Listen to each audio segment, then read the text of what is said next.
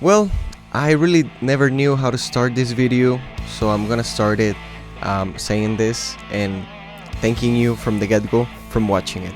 Now, UFC 316 was very interesting, and there's many things I want to talk about that, from my thoughts about the fight to some specific details of things that happened. And I've always been really excited to start a project like this and to share my thoughts in a YouTube channel.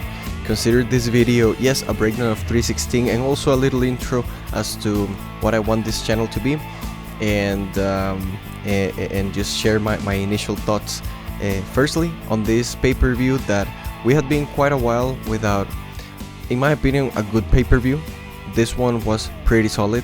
I know it didn't have many names that we wish we would have had, but some of the names that maybe didn't have much fame or flashiness to it actually presented very good performances and knockouts and finishes and whatnot. Finishes from people that you never expect finishes from, such as the champion, of course, and many other things that happen along the way. So let's start right off the top with the main event. Really, that was the highlight of the fight card, as it should be.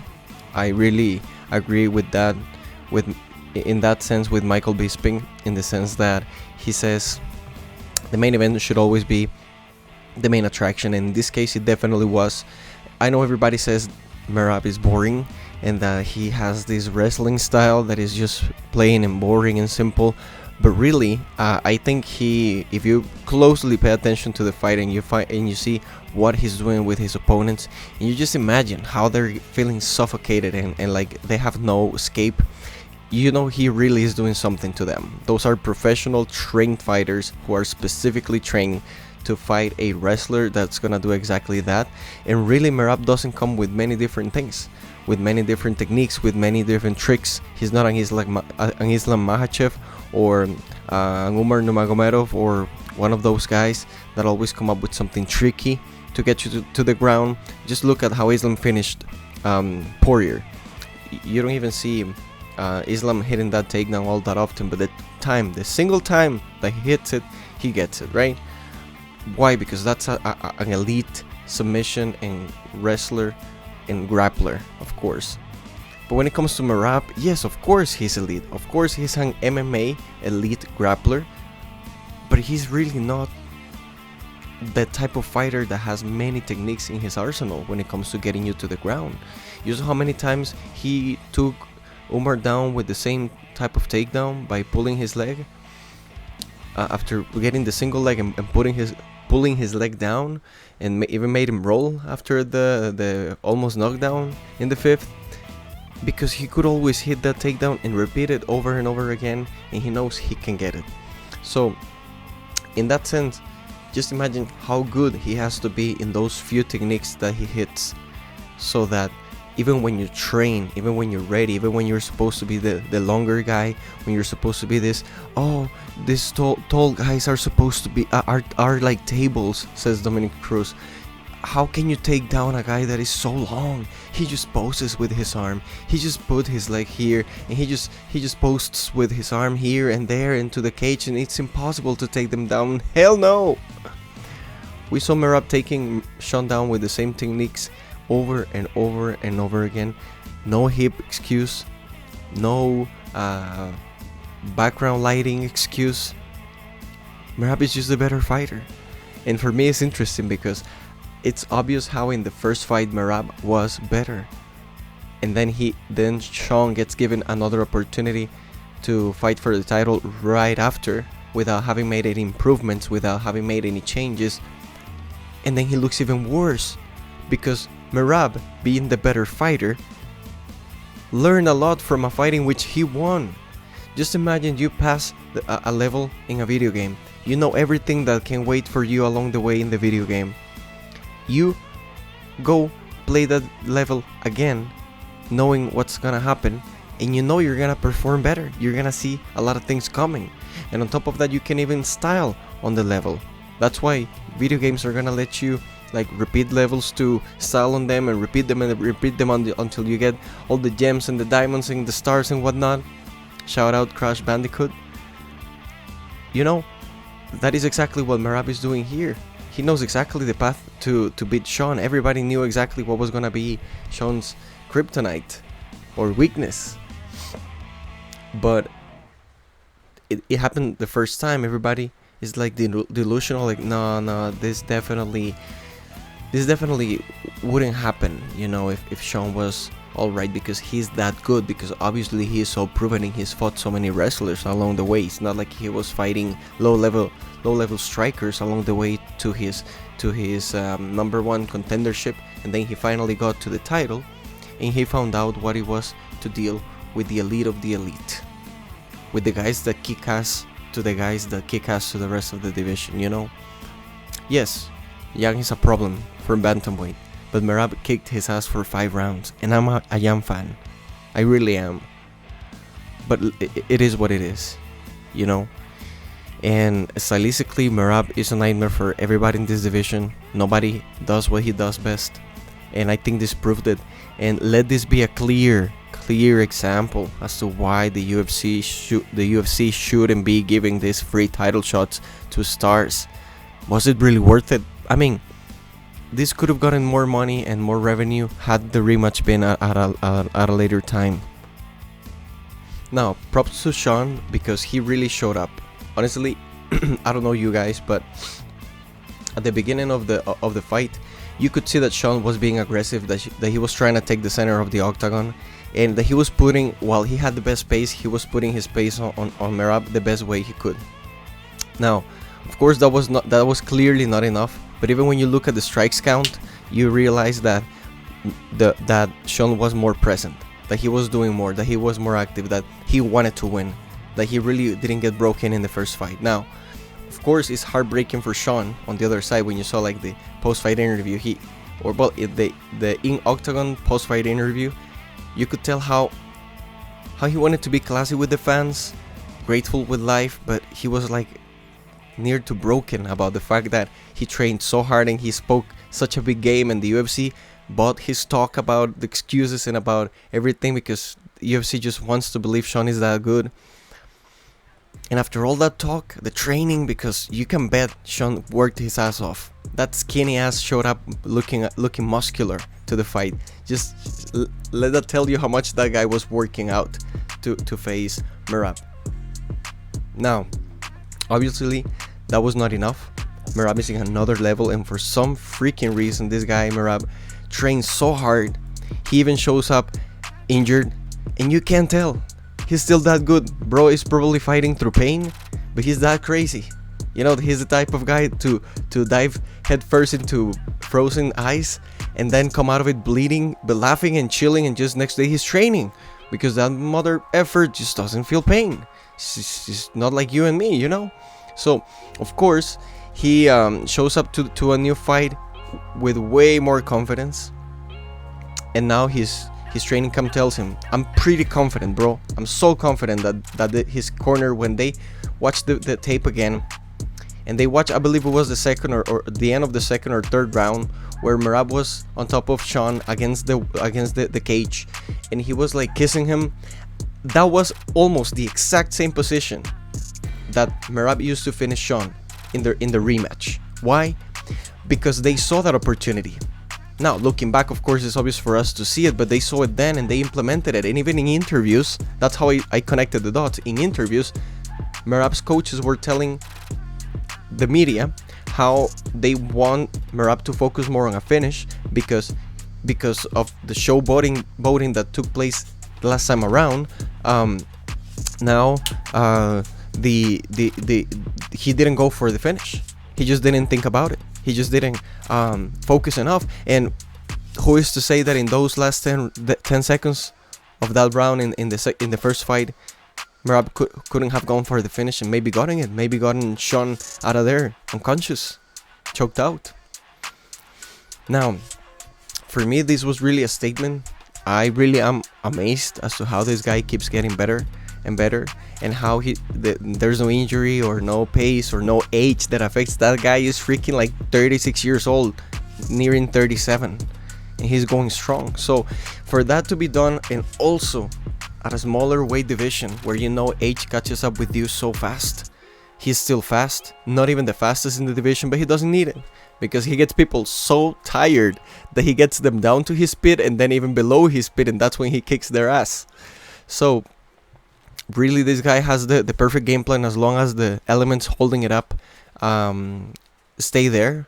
Like his pace, of course, his fight IQ, because really, even though he's showboating and everybody mocks him for being dumb, I really think he knows how to stick to a game plan. And this time he showed it. He shows that if he focuses, he really has enough calm inside the octagon to execute a perfect game plan. I really don't see how this could have gone better for Merab. He did get punched in the face a couple times, but I mean, Merab wouldn't be facing a elite striker if that didn't happen, right? Not even strikes that got to hurt him or scratch him, but you know, Sean's not a scrub, and you can tell he really put his effort. He has my respect, really. There was a time where I wasn't sure about Sean, if he was just this diva, you know, an athlete and not a fighter, but really after his fight with Jan, even though I think he lost that fight, he showed that he has a dog in him, right? And he came here to win. I do respect that. And I hope that he's gonna have a very good career moving forward. Now that he was a champion, the UFC is gonna be able to milk him way more than they were able to before he became the champion back in the moment. So really, I think it really is a good time for bantamweight, because I think we are witnessing history right now. I think this is a special time. I think ever since the Dominic Cruz times, there hadn't been such a clear-cut champion, dominant champion in bantamweight. Yes, I understand there was TJ. Yes, I understand there was Aljamain. Yes, I understand Piotr. But for as good as all of them were and still are, those who are still active, of course, I don't think they have accomplished and have the resume that Merab has. And not even with as many title defenses, he's already, you know, strong in the greatest of all time in the bantamweight conversation. So big props to him. I really could say so much more, because I'm really so happy that the right guy won both times, that there was no lucky strike or a situation with like Aljamain where he had to make a quick turnaround, and well, Aljamain is not the machine Merab is, and that weight cut really affected him. I think Aljamain would have taken that punch way better had he not cut weight so often. And this is not me making an excuse for the guy, because really I wouldn't even say I'm his fan or he's in my top 15 favorite fighters, but he really has my respect for turning around and doing pretty much what Merab had to do, turning around for Umar. But Aljamain had to do that for Sean O'Malley, and I don't think Aljamain fought to the best of his abilities either. But really, this shows how Merab is just built different, right? For him to pull this off like this in such a short notice. Now, when it comes to the co-main event, for me, I honestly often don't comment or think too much about, WMMA fights in general. But when it comes to co-mains and main events of WMMA, they are pretty solid, and in this case, they really were. Especially in pay-per-views, fight nights can be a little bit weaker on both sides, men and women's MMA. But of course, in a pay-per-view like this, for me to see Kayla Harrison with all the hype she's always had, despite the only loss that she had, I don't really think she lost much of her aura or her momentum, especially considering what she's already done in the UFC. I do think the situation with the scale was kind of interesting, because of course the UFC knows that they're gonna get way more money out of a Kayla Harrison reign or even title defense, compared to Juliana's, second, in this case, hypothetical title defense. So really, I think the UFC would have gone as far as to tamper with the scales to not have Kayla cut yet another pound from the regular 136 that they have to cut for a regular fight to the actual champion weight of 135. We also saw Merab hitting 134, And considering how hard his weight cut is, and how he said that he doesn't cut weight the regular way with sauna and a lot of other things, he does it through pretty much starving, fasting, and working out through weight cut, which is insane.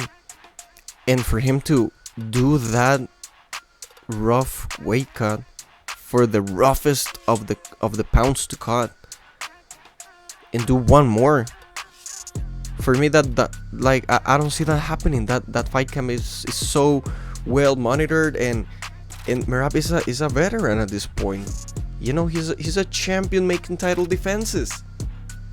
You're telling me he will go to cut one more pound and hinder his performance, his health, not even taking into account how much of a hell that is for them? I don't know, man. Did you see the video of Mario Bautista like looking at the scales like confused? Because he was like, if you look at his face, he looked like he was gonna miss weight, and he was like, okay, I'll just take it, smile and wave, boys, smile and wave. So I don't know, man, that was kind of sketchy, if you ask me. I just I'm glad that anyways Kayla was gonna be dominant. Who knows, if she had cut that extra pound, she would have showed up to the fight looking worse, or if she would have made the cut at all and be able to fight for a title. Guess we'll never know. But I think that was something worth commenting on, because those kind of things don't just happen and there's nothing behind it. No, I do think it's worth commenting on it for a moment, shedding some light on it, not just skipping it by, because I am of the belief that an organization for millions of dollars would go as far as to tamper with something here or there, as long as the company's actual boss doesn't complain, and the company's actual boss is you and I. And guess what? They control what we see, so even though we are their bosses, they control what we get to see, so we have limited information as to enforce our authority and decide whether we want to watch certain fights for certain organizations. If we had full transparency of, let's say, a commission recording what happens there at all times, or even having confirmation that the commission has no links or connections with the UFC, which is something that you always hear. But how convenient is it that many robberies of decisions, have always, or more often than not, benefited the younger guy, the guy with the momentum? And I'm gonna make a video about that at another time. But right off the top, of course, first example that comes to my head is Sean O'Malley. You have two fighters. One fighter that already became the champion, in this case being Petr Yan. And then you have Sean O'Malley with all the hype, pretty much unbeaten, quote-unquote super famous pay-per-view draw, next superstar. And then there's a close decision where it really could have gone to either way, and they give it to the star, when most people honestly considered, this should really go to the former champion. But the UFC is not interested in having a second champion. That's good for their legacy, for the fighter's legacy, but that doesn't do anything for the UFC. If anything, they'll have to give a pay raise to somebody that they already gave a pay raise the first time that guy became a champion. So of course it's better to give a pay raise to a guy that is gonna give them a higher return in their investment. And in this case, I wouldn't be surprised if they tampered the scales of Kayla to have her fight for the title, potentially win for the title, let's say actually most likely win for the title, and given the outcome, now we know most definitely won the title. So of course the super fight against the greatest woman of all time against Kayla Harrison is in the horizon, and that makes the UFC salivate so much. Rest assured. Now, a plan went perfectly, just as planned, and in this case I'm glad that that's the way it turned out, because even though Juliana speaks a big game, and I'm one of the few people that don't hate her, it's just more interesting telling wise to have Kayla and Amanda fighting. At this point we won't ever see anything new from Juliana. We know exactly what she's gonna go and do in there, and how she's gonna win, and it's really not exactly what I would say I want to watch. With Amanda, you can get a knockout. With Kayla, you can get a submission, or it can just be a crazy war on the feet or some crazy scrambles. Because Amanda, come on, man, she's a Brazilian. You think she can grapple? Like, of course, we've seen her submitting gals, and of course we've seen her grappling.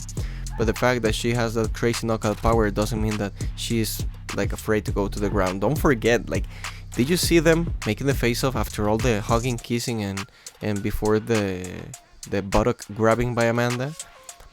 Like, when they faced off, like, yeah, like for real, bro. Kayla looked huge against Juliana, and Amanda looked bigger than Kayla. And I don't only mean taller, I mean bigger. Now, of course, right now Amanda is out of camp. She said she's training. I heard Chael saying something about Amanda feeling strong. Come on, bro, she's been a professional fighter for years, probably decades at this point. Of course that she's gonna be fit and she's not gonna have a floppy arm, right? But from that to being in actual fight shape, that's something she even talked about. When they asked her, like, when are you gonna be ready for a fight, she said November, December, bro. We are in June right now. If she was like in fight shape, she would say, let's do this in 3 months and not have Kayla, have so much time to recover, and let's make her do a quick wake up. No, bro, that's how out of shape Amanda is, that even when she could set the date to have it sooner, to have, to pose a disadvantage to Kayla, she's like, nah, let's do it in 6 months.